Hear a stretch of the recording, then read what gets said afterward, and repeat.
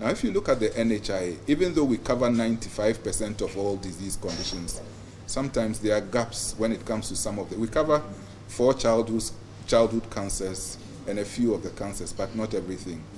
So what Mahama Cares is supposed to do is to bridge that gap so that those diseases that are not already covered will be covered.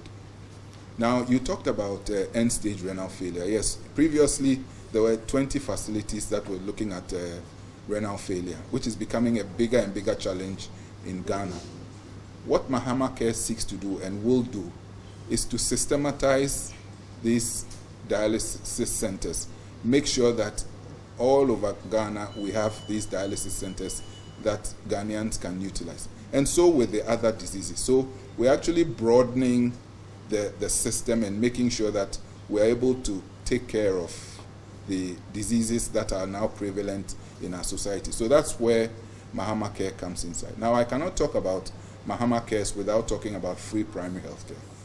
I go back to the point about 95% of all diseases being covered by NHIA.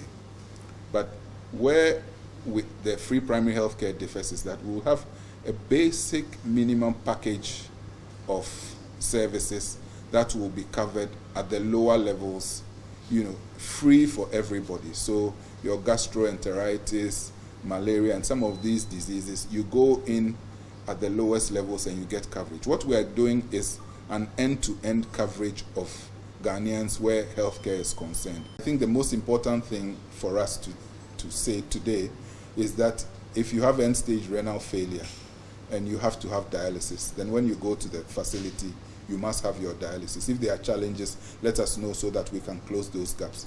As to the back-end issues, I think it's not good to discuss them here. What Mahama Care seeks to do is to systematize the way that dialysis is done so that all across Ghana, people can have the care that they require. And for me, that is the most important thing. Thank you very much.